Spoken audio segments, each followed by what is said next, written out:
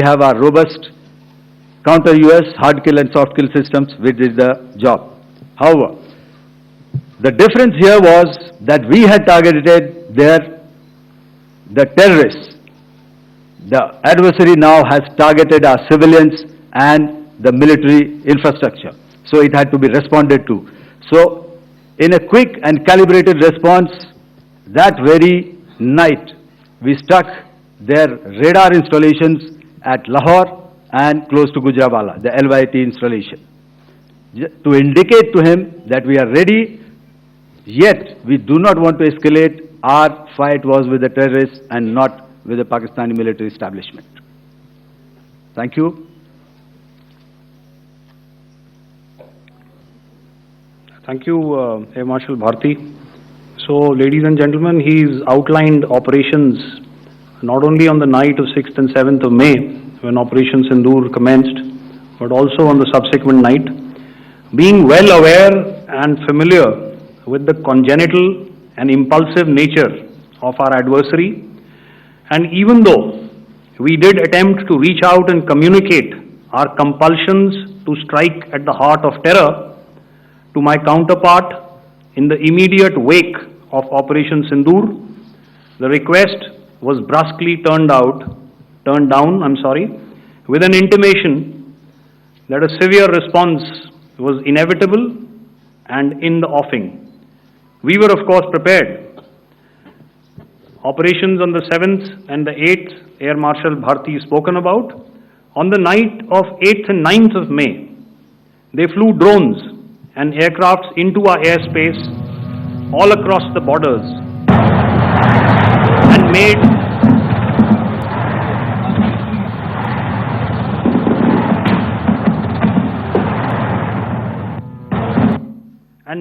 largely unsuccessful attempts to target numerous military infrastructure.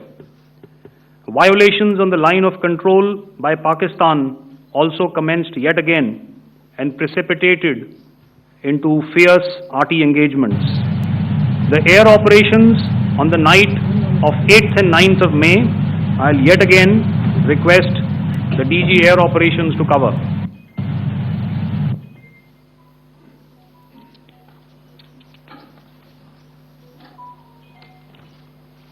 So I just covered what happened on the night of 7th and 8th.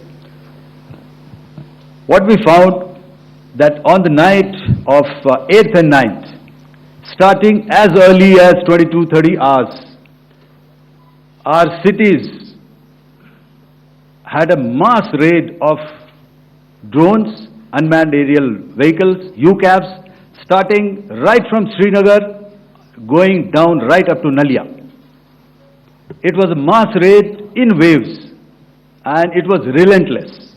However, we were prepared, and our air defense preparedness ensured that there is no damage on ground or to any of the intended targets that the enemy might have planned for. The difference between 7th night and 8th night was that on 7th night, he sent in his Jihad class of UAVs. However, these UAVs can go some distance, they are armed. However, on the 8th, less numbers of armed UCAVs were there or UAVs were there, and more numbers of quadcopters, maybe for surveillance or just for harassment of civilians.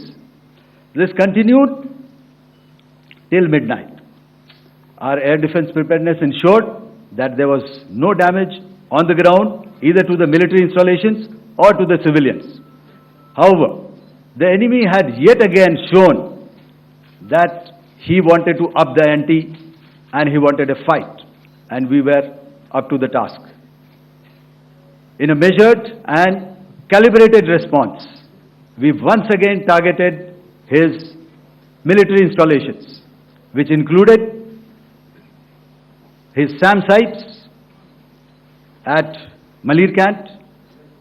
This also included his surveillance radar sites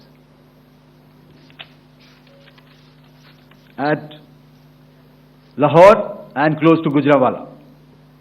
These were suitably addressed, and thereafter his drone attacks continued even till morning, which we countered, and during the daytime there was some respite. Here I would like to bring out another aspect. What we found was that while the drone attacks were being launched from somewhere close to Lahore, enemy had allowed his civilian aircraft to also continue to fly out of Lahore. Not only his own aircraft, but international passenger aircraft, which is quite insensitive, and we had to exercise extreme caution, even at the cost of some tactical disadvantage, to ensure that there is no damage to any of the civilian aircraft. And this was also brought out in our press briefing during the day. So I will now hand over to my colleague to cover the events of 9th onwards. On land, we also undertook certain measures such as deployment of air defense and electronic warfare assets to establish an integrated grid with the Indian Air Force, and I have seen and heard some of you wax eloquent about the benefits of such an architecture when it comes to negating and combating air intrusions. We also carried out deployment to include movement of our forces in the land, sea and air domains. The night of the 9th and the 10th of May saw similar intrusions by drones and aircrafts, and this time there was a concerted effort to target airfields and some very, very important logistic installations, albeit yet again unsuccessful and denied gallantly and efficiently, I must say, by the integrated Indian Air Force and Indian Army Air Defense. We further strengthened our deployment and also initiated some pressure points to send a very clear and unambiguous message to the other side to desist from any misadventures on land. Some of the airfields and dumps saw repeated attacks in waves from the air. All were thwarted. The Pakistan Army has reported to have lost approximately 35 to 40 personnel in artillery and small arms firing on the line of control between the 7th and the 10th of May.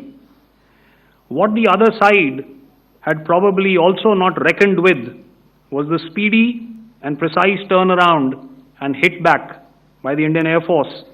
And I will yet again ask Air Marshal Bharti to speak about these significant and game-changing strikes. I will thereafter request Vice Admiral Pramod, my colleague and Director General of Naval Operations, to tell us about some very telling naval maneuvers in the Arabian Sea that exerted pressure on the night of 9th and 10th of May. Over to you, sir. Thank you. Commencing about 2000 hours, that is 8 p.m. local time, on 8th of May, several Pakistani unmanned aerial systems, drones, combat vehicles attacked multiple IF bases. These included Jammu, Udhampur, Pathankot, Amritsar, Bhatinda, Nal, Dalhousie, Thois, Jaisalmer, Uttarlai, Falodi, Nalia. These were almost simultaneous and they came in waves. All our AD guns and other systems were waiting for them. All these waves were neutralized by our trained crew using the air defense systems that they have, and also some of them were utilized using our legacy systems like Pechoras and IF Summer, which we have recently acquired, and some were neutralized by the Garud snipers. There was no damage on ground from these incursions and these mass raids, if I could call them, from the Pakistani side. However, following these relentless attacks on our air bases, on our forward positions, and on our civilian targets, this was time to convey some message to our adversaries. And therefore, a decision was taken to strike where it would hurt. And towards that, in a swift, coordinated, calibrated attack, we struck his air bases, command centers, military infrastructure, air defense systems across the entire Western Front. The bases we struck include Chaklala, Rafiki, and mind you, Chaklala is Islamabad. Rahim Yar Khan, Sakar, sending a clear message that aggression will not be tolerated. This was followed by strikes at Sargoda, Bholari, Jacobabad.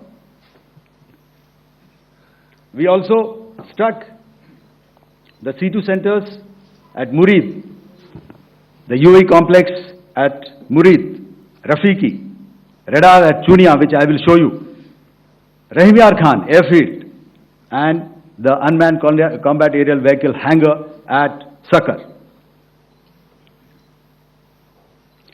I would like to reiterate here that we have the capability to target every system at these bases and more. However, it was only a measured response to instill good wisdom to our adversary to refrain from further escalation. IF response was directed only at military installations, avoiding civilian and collateral damage. I would now like to show you some of the effects that have been achieved as a result of our air operation.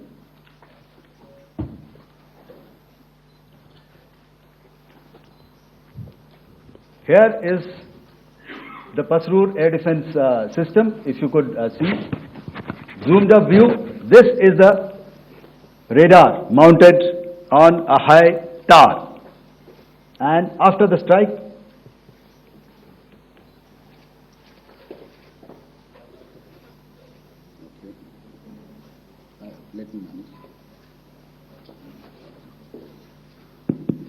thank you. Can you hear me? Yeah, thank you. And after the strike, this is what has happened. This radar has been taken out, completely burnt. Next slide, please. The Chunia air defense radar, which was taken out on 7th and 8th, this is the radar site. A blown up photograph, once again, on a tower, not very clear, but what you see very clearly is the after effect after we have struck. The radar head has been completely decapitated. Next slide, please. Arifwala air defense radar. In this complex, you see how it looked before, blown up image, and after really blown up. Next. Now coming to Sargoda airfield. Remember, this is one of their important airfields wherein they have a lot of assets, F-16s, other assets which they keep getting, training institutes. And we have stuck this airfield. It is not, if you zoom in here, then one impact point here on the runway and second impact point of our weapon, precision weapon on the runway. And if you see this blown up, repairing going on. Same here. Next. Rahim Yar Khan. This is the area we have struck. A deep strike out here and one complex here. So this is how it looked before, and same, you see a big crater, another crater here, and this complex after strike neutralized. Next. Chaklala airfield, Noor Khan, once again a major air base, a lot of their logistic assets out here. This was the chosen complex that we intended to strike and convey a message. Next slide, please. This is how it looked before, and this is how it looked after our strike. Next. Sakar. We chose the radar site at Sakar. This is the radar site, and after it was struck, this is the aftermath, completely burnt out. Next, please. Aircraft shelter. This is how it looked before the strike, and this is how it looked after the strike. The roof of the buildings completely caved in and burnt. Next. Bellary Airfield. Aircraft hangar. This is how it looked before, and this is how it looked after the precision strike. Next. Jacobabad aircraft hangar, and this is how it looked after. Next. So what I'm trying to convey here, ladies and gentlemen, is to start with, our fight was neither with the Pakistani military nor with anybody else who's there on the other side. Our fight was with the terrorists. We neutralized the terrorists that we selected to be neutralized, and thereafter we only maintained the air defense posture. However, we were relentlessly pounded by waves after waves, night after night, by his UCAVs, by his drones, and by his other unmanned aerial systems. And that left us with no choice but to retaliate, and yet our retaliation was calibrated, it was graduated, and it was proportionate. Thank you.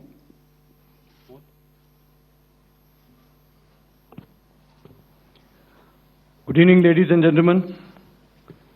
In the aftermath of the cowardly attacks on innocent tourists at Pahalgam in Jammu and Kashmir by Pakistani-sponsored terrorists on 22nd April, the Indian Navy's Carrier Battle Group, surface forces, submarines, and aviation assets were immediately deployed at sea with full combat readiness in concert with the joint operation plan of the Indian Defence Forces. You may be aware that we tested and refined tactics and procedures at sea during multiple weapon firings in the Arabian Sea within 96 hours of the terrorist attack. The aim was to revalidate our crew, armament, equipment, and platform readiness to deliver various ordnance on selected targets precisely.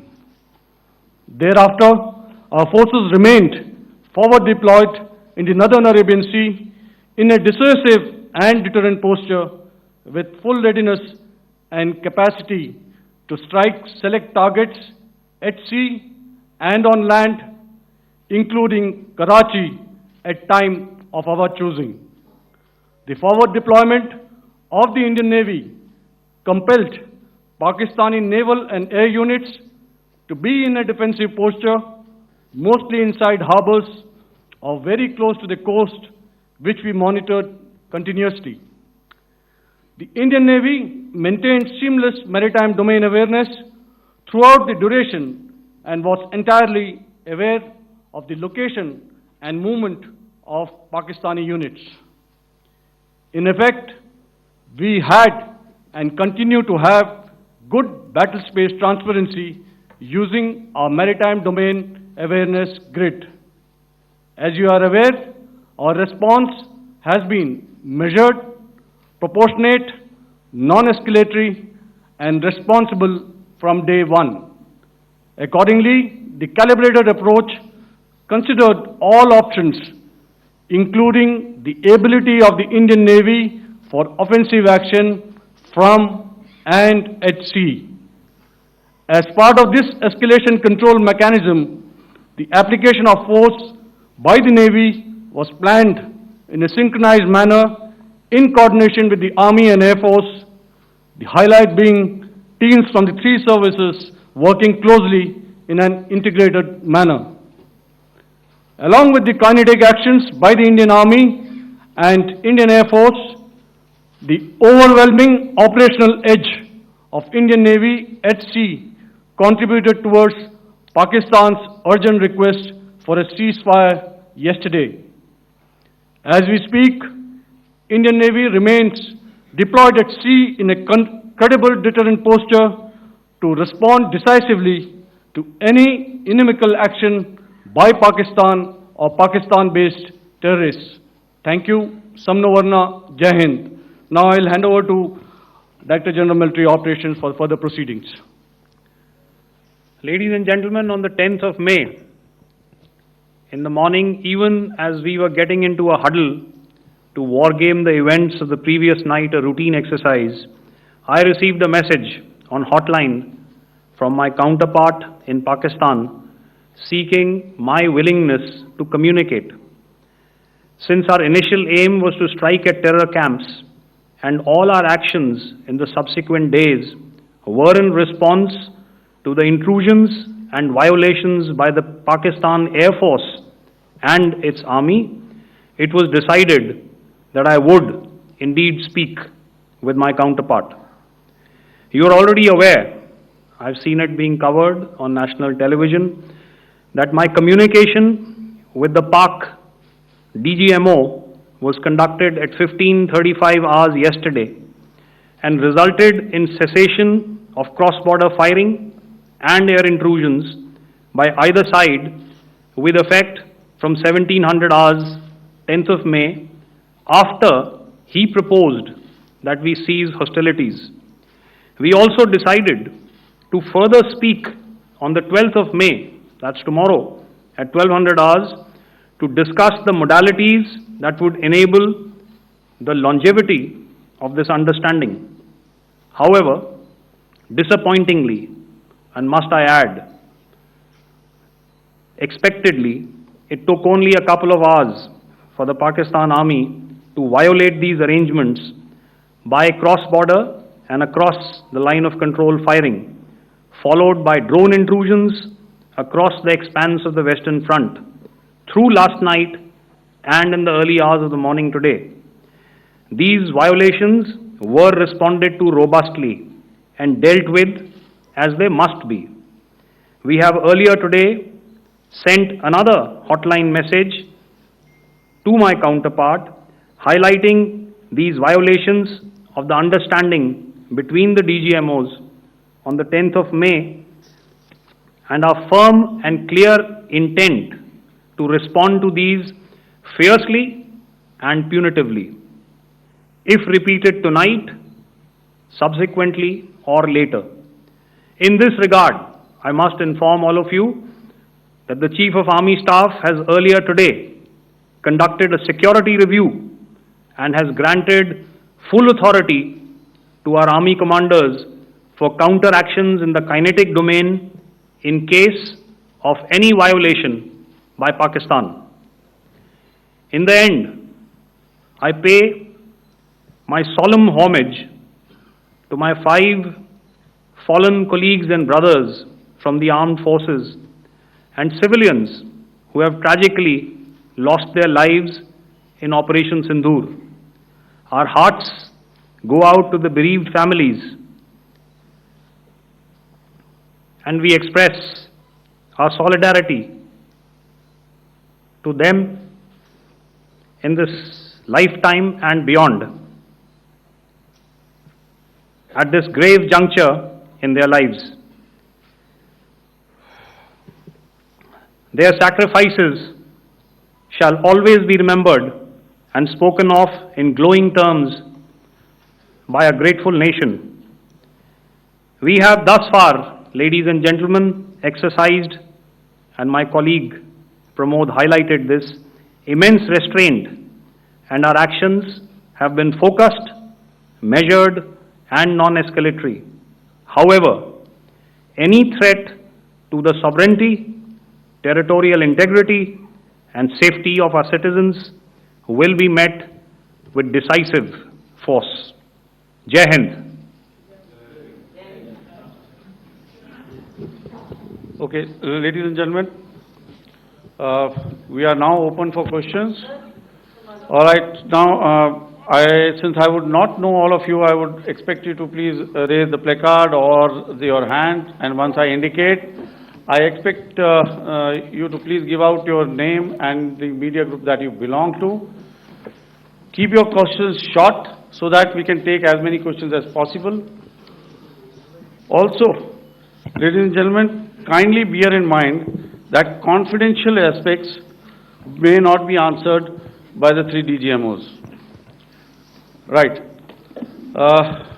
I've got a lot of hands there. Let me start from the left. Left foot always in front when we start marching. So here we have to the left, okay.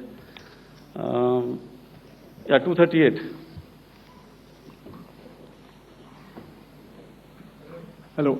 So this is Manas Pratimugyan from PTI, Press Trust of India. So the understanding that was reached yesterday on stopping the military operations and actions, was it for just 3 days? And what would be the cost escalation if there is violation of this understanding by the Pakistani side? And my subsequent question would be that we have a kind of ceasefire agreement with Pakistan that was finalized in 2003. So will there be some kind of similarities in frameworks between the two kind of understandings, 2003 ceasefire agreement and the current understanding on stopping military operations? And again, what are the cost that will be incurring on Pakistan if Pakistan again resorts to this kind of terrorist activities, because we have made it very clear that the cost will be very high. So I would like to have your thoughts on it. Okay, so I'll answer the latter part of the question first.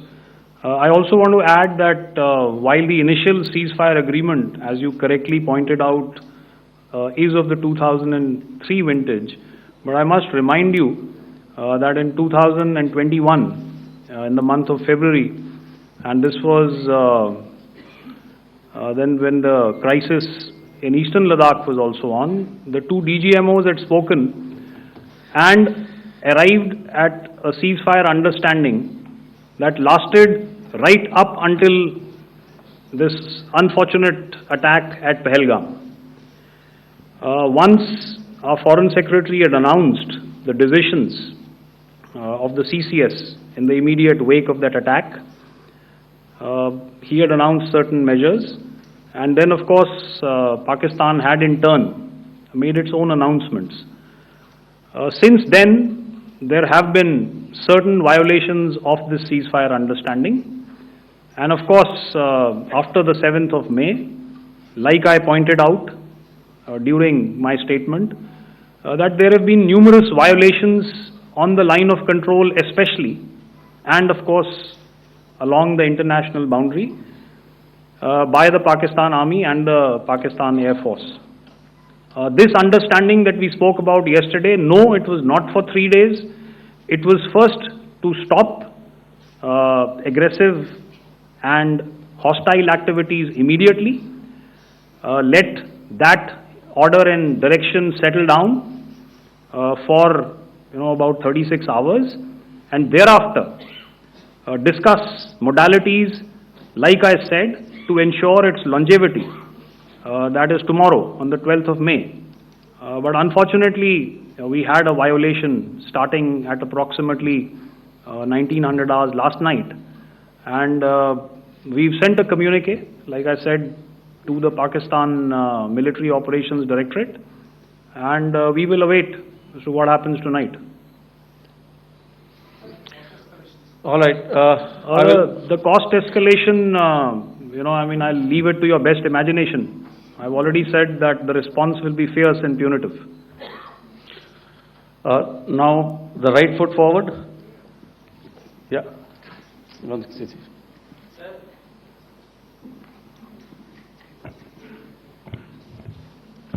Sir, I am Ajit Dubey from ANI, sir. Sir, my question is that you talked about the loss of lives to the Pakistan army, that was around 35 to 40 kills secured by the Indian Army.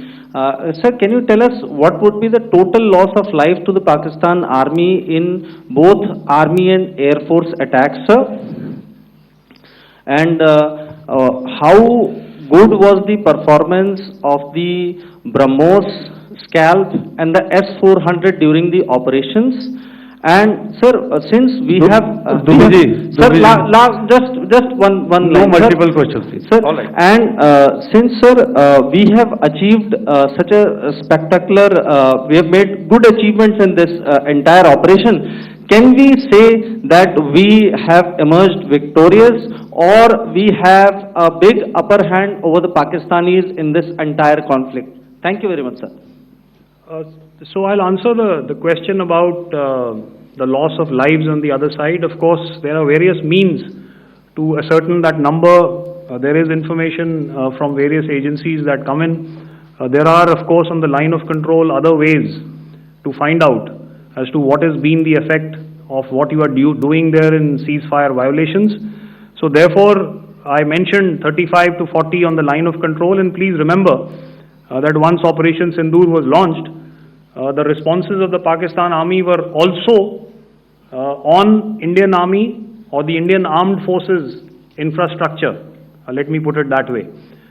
So that's why I did not cover casualties of the Pakistan Army, at least in the initial phases of battle, because those were not our targets. Our targets were terror-oriented, and of course later, once they launched air intrusions and air operations on our infrastructure, we've used heavier weapons, and of course there would have been casualties, but those are still being assessed. The effects of the weapons that you mentioned, I will request Air Marshal Bharti to apprise all of you about those. Good evening, Mr. Sujit. How are you? Ajit. Okay, we're meeting after some time. I never mentioned about any of the weapons that we used. Check. Okay. What I was saying, that I never mentioned of any of the weapons, the caliber that we used. All right. So we'll leave it at that. Those are matters of operational details which I would not like to go into. But suffice to say that whatever methods and whatever means we have chosen, it had the desired effects on the enemy targets. How many casualties? How many injuries?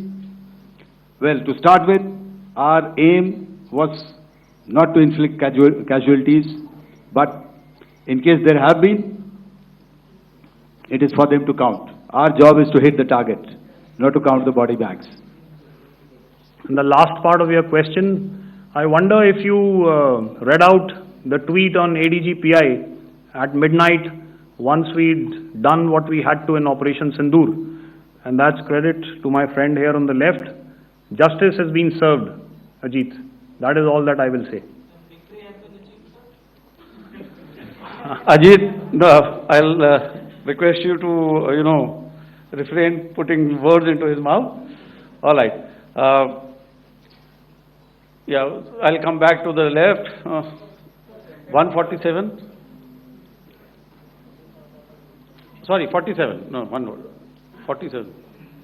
Did I see it here or? Yeah. Good evening, gentlemen. Sorry, 147. I saw it there. Sorry. Yeah. Since I've already said 147. Start, please. Hi, sir. Good evening. This is Shivam Patel from Reuters News Agency. Thank you for giving me the opportunity.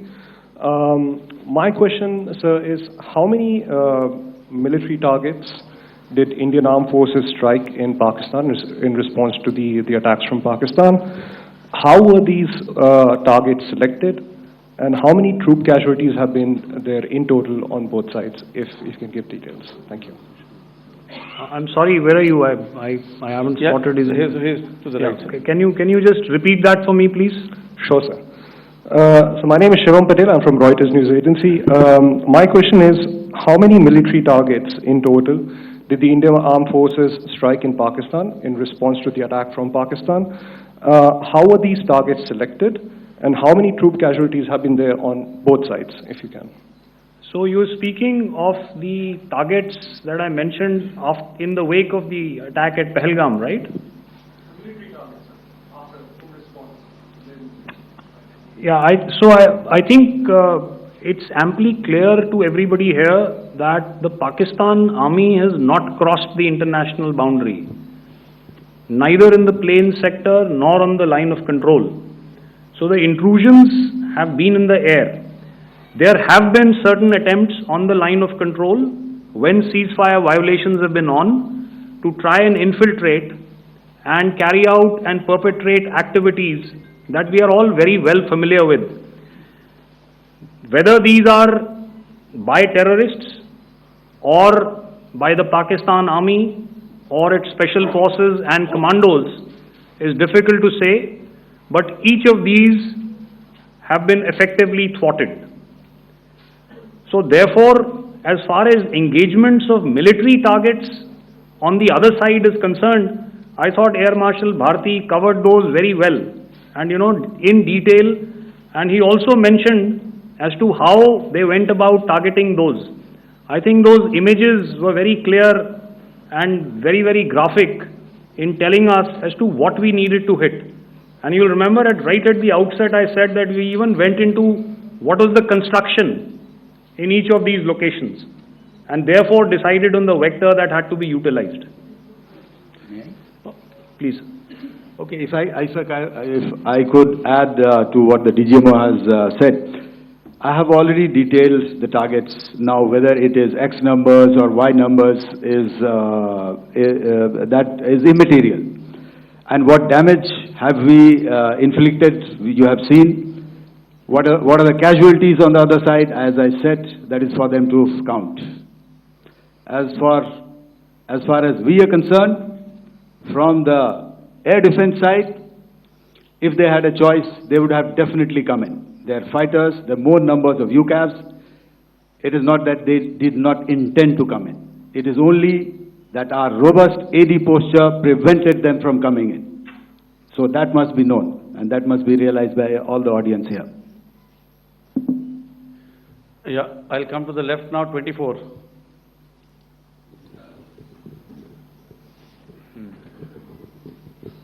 Good evening, sir. This is Anvesh Rath from Z. Sir, I wanted to know on the first briefing, which was done by FS and two representatives from Air Force and Army, you showed a list where there was 21 places in that list. You have stuck 9. Are more operations going to be held? Is Operation Sindoor still on? And the second question, thank you, sir. Thank you so much. And also, I want to congratulate all three of you for a fantastic operation that you guys have done. Thank you so much. Thank you so much for that one question. Yeah. Sir, the question. Unfortunately, Rath, is that your name? I'm sorry. As far as operational details are concerned, I'm not in a position to share those right now. But I think I'll take a cue from Pramod. He said towards the end that the Indian Navy is still in a posture that is deterrent. And I have already made it very clear towards the end of what I said that it's only a couple of hours ago that the Chief of Army Staff has carried out a security review and he's authorized our Army commanders to deal with violations of any kind from across the borders in a manner that they deem fit. So again, to reiterate, the response will be fierce and it will be punitive.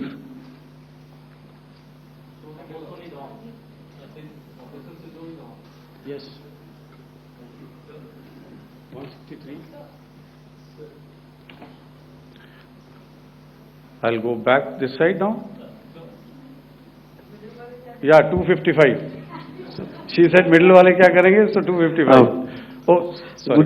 Good evening, sir. I'm Shailesh from National Defense. Please allow me, first of all, to pay my gratitude for protecting us Indians.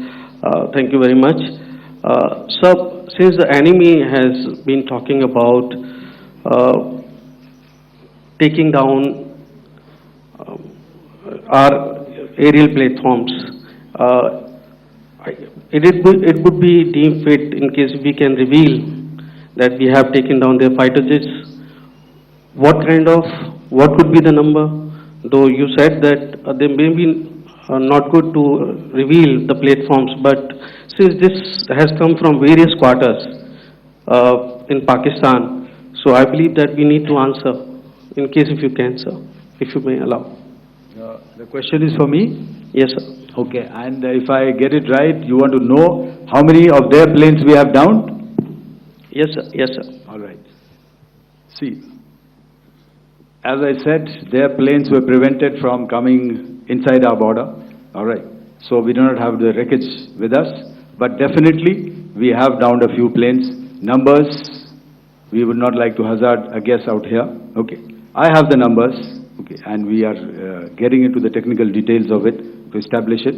So I would not like to put a figure at this time, but definitely there are losses from their side which we have inflicted. Were they, please don't ask. Were they fourth generation plus, sir? No, See, sir, you're putting words into my mouth. Why do you say fourth generation? Let us make it high tech. Okay. Thank you so much. all right. Yeah, 163.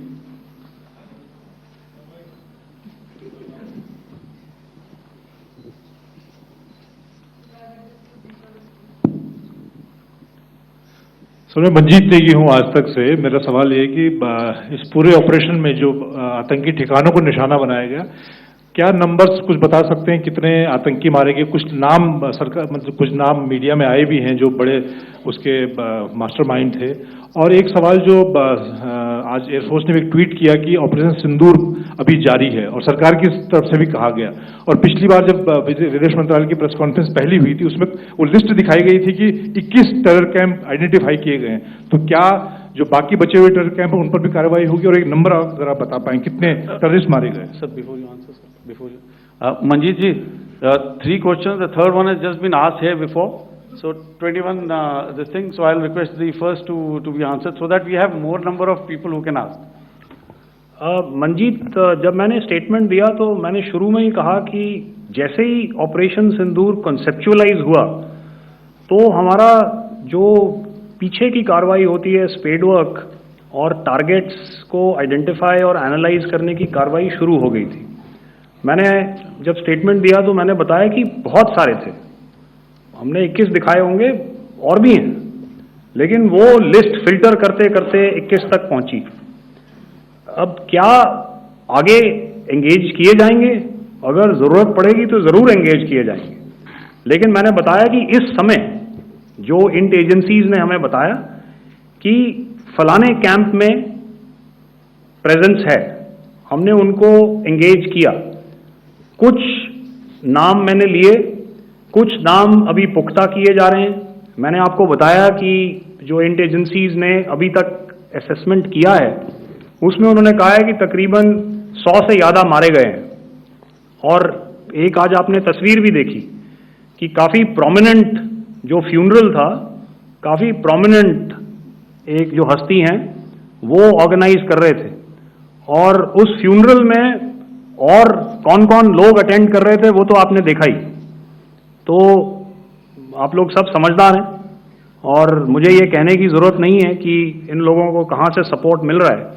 अगर नहीं मिल रहा होता तो operation सिंदूर नहीं होता, तो उसी की वजह से है ये ऑपरेशन।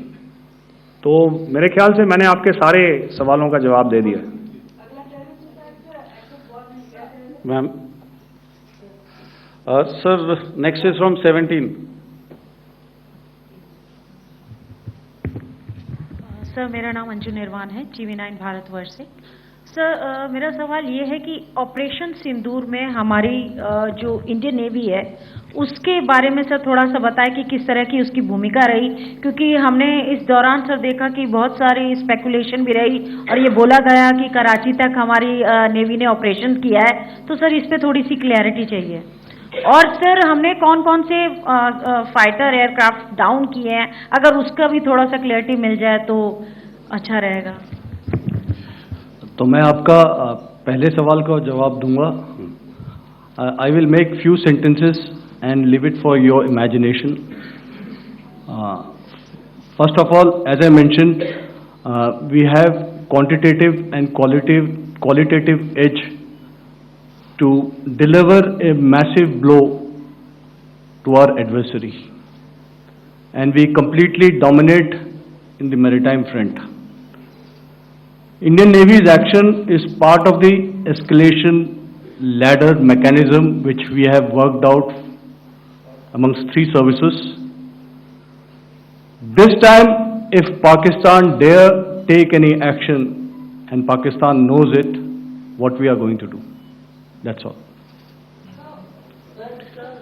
Okay. आपके सवाल का जवाब मैं पहले दे चुका हूं। आपके सवाल का जवाब मैं पहले दे चुका हूं, इसलिए मैं बस उस तक ही सीमित रखूंगा और इतना कहना चाहूंगा कि आने वाले दिनों में आपको खुद ही पता चल जाएगा और ऐसी बातें छुपी नहीं रहती हैं, तो पता चल जाएगा. So at this time we'll just let it be. Okay, ladies and gentlemen, we have one or two more questions, sir. So, please, they are going to be outside. You can speak to them there also. 104.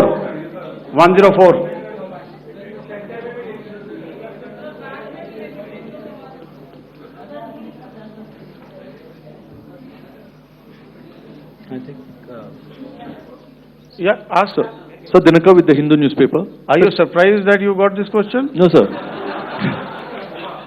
I'm waiting for this to look. Sir, can you give a number of assets we lost, because there's been a lot of speculation going on, international media writing a lot of things about our platforms, including Rafale. I mean, Pakistan claiming that Rafale has been downed, etc. Can you put that question to rest and clarify on that? I guess that question is for me. All right, I'm happy that you've asked this question. You know, we are in a combat scenario, and losses are a part of combat. The question that you must ask us, okay, and indeed that we must ask ourselves, you inclusive, is have we achieved our objectives? Have we achieved our objective of decimating that terrorist camp? And the answer is a thumping yes. And the results are for the whole world to see. As for the details, what could have been, how many numbers, which platform did we lose? You know, at this time, I would not like to comment on that, because we are still in a combat situation. And if I comment on anything, it will only be adversary. So we don't want to give him any advantage at this stage. All I can say is that we have achieved our objectives that we selected, and all our pilots are back home. Thank you. Okay, hold, please don't, please be civil here. So we'll have 220 now. Hello sir, this is Anita Chaudhary sir from Swadesh newspaper. मेरा सवाल है, क्योंकि ये हमारे जो पहले जो action रहा वो आतंकवाद के खिलाफ रहा, तो आतंकवाद में अजहर मसूद की तरफ से एक बयान जारी किया गया था जिसमें उन्होंने कहा कि हम इसका बदला लेंगे और जहाज रुलाएंगे. तो क्या अगला, अगर खुदा न खास्ता अगला टेरर अटैक किसी भी तरह का होता है, तो क्या उसे एक्ट ऑफ वॉर में हमारी तरफ से लिया जाएगा और उसका क्या माकूल जवाब दिया जा सकता है? मेरा इसमें सिर्फ एक ही जवाब है आपके लिए कि हमने अपनी कार्रवाई करी. हमने उसके बाद मैंने अपने स्टेटमेंट में भी बताया कि ये कम्युनिकेट करने की कोशिश करी कि हमने इस तरीके से ये जो स्ट्राइक्स हैं वो क्यों की. लेकिन जो हमारा एडवर्सरी है उसने जैसे मुनासिब समझा वो कार्रवाई करी.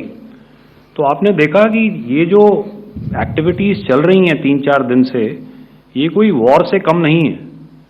नॉर्मल सर्कमस्टांसेस में एक दूसरे देश की एयरफोर्सेस हवा में नहीं उड़ती हैं और एक दूसरे के ऊपर स्ट्राइक्स नहीं करती हैं. हर रात इंट्रूजन्स नहीं होते हैं.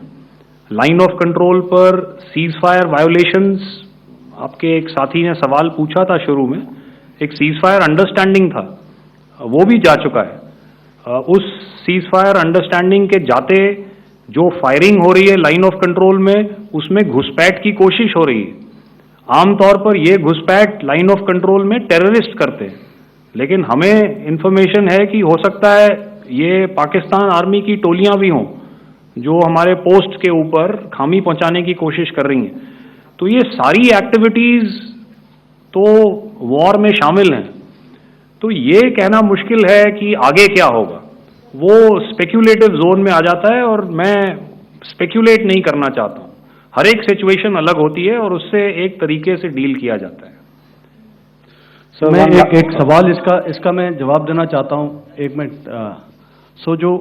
जो मिलिट्री होता है, our main job is to prevent war and maintain peace and stability. So it is not that our response is a graded response. That means अगर किसी ने किया तो उसको ग्रेडेड उसमें किया, जैसे टेररिस्ट एक्शन हुआ तो what we did is the terrorist action and we destroyed all the terrorist camps. उसके बाद आपने देखा कि उनने थोड़ा सा कोशिश किया तो हमारे एयरफोर्स एंड आर्मी ने क्या किया, तो मिलिट्री टारगेट्स हैं उनके ऊपर थोड़ा। So our aim is to maintain peace and tell the our adversary that you do this and the response will be bloody. Okay, now as per the, please, we'll have 166 and 25, and after that, no more, please. Sir, this side. Ladies and gentlemen, please maintain, I request you to please be quiet. Jal Ghai? No. This side, sir. We have only two questions left, 166. Yeah, please ask. So I'm Rahul Singh from Hindustan Times, sir. So you were totally on top of the game in the kind of losses you've inflicted on the enemy. I mean, we saw the slides and everything. So it kind of comes across that you were batting it 99 and you decided to declare your innings. What are your thoughts on that, sir? And do you think, are you weighing the option of the Pakistan Army using this time, buying this time of the so-called ceasefire or the understanding? And you talked about how they could not be trusted. So buying time to kind of build up their war reserves, getting stuff from their friends like Turkey or China, are we considering that possibility, sir? Look, see, the call came from the Pakistani side to speak about cessation of hostilities. What pauses mean during such conflicts is known to everybody. You know, I don't want to go into the pros and cons of how preparation for war is made. You know, that is a process in itself. But I think my senior colleague here, the DG Air Operations, spoke, or he alluded at least, you know, to what this operation was precisely and specifically meant for. And I think that's something that we achieved, you know, right at the outset. Had we had the option not to go further, we probably wouldn't have. But we've been compelled to be in this situation. And as you've seen, the armed forces of India, and you know, you've got the three Director Generals sitting here, we are always prepared to face any eventuality. And like I said, that's for the sovereignty, the territorial integrity, and the safety of our citizens. So whatever has to be done will be done. You know, I am not so concerned about what Pakistan will do in this time. I am only concerned about what we will do. We have a roadmap and a plan, and we will follow it diligently, and we will follow it to the T. You know, that's the contention that I want to make here today. Ma'am, please. Okay, the last question, and ma'am, 25, she's been asking since the first one. Sir, I'm Nandita. Sir, she's not asking a question. Sir, I'm Nandita Dagar, DAGAR from DD News and DD India. Sir, I wanted to ask you that my question is to General Ghai. Sir, you spoke to your counterpart yesterday and the Pakistani counterpart. Sir, what is the Indian Army's assessment that despite that agreement, that talk that you had, despite that agreement coming into effect at 1700 hours yesterday, why did they violate it? And number two, yesterday at the Joint Defence Ministry and Foreign Ministry briefing, Wing Commander Vyomika Singh and Colonel Sophia Qureshi had told us that we have sighted the Pakistani troops amassing at the borders and at the LOC. Sir, has that situation changed? Have they withdrawn? And sir, if in case, despite now there is a lull, of course, but if tonight again the enemy again carries out shelling and aerial intrusions through drones, what is going to be our response, sir? Thank you. So, without outlining the specifics of that response, I've already made it clear that there will be a response and it will be fierce and it will be punitive. Why the Pakistan Army chose the option of violating the understanding that was arrived at earlier yesterday, I think that's a question that we best answered by the Pakistan DGMO. I wouldn't be able to, give you that. But, in situations such as these, and if you go back into any conflict, sometimes these understandings take time, to fructify and manifest on ground. But without, getting into the reasons, it is our mandate to be prepared at all times, and that we were. It's not as if because there was an understanding we weren't prepared. I must tell you that the armed forces were on a very, very high alert, and they continue to be in that state even as we speak. Oh, all right. Ladies and gentlemen, please, ma'am, please. Okay, thank you so much for coming today. Those who have missed asking a question, those who have missed, see, I knew I'll grab this attention from you like this. Those who have missed the opportunity to ask a question can give me a written one. I'll definitely get back to you with that. And also, they are they are invited for a cup of tea in my office day after tomorrow. Thank you, ladies and gentlemen, for coming. Thank you. Thank you very much. Jai Hind. Jai Hind.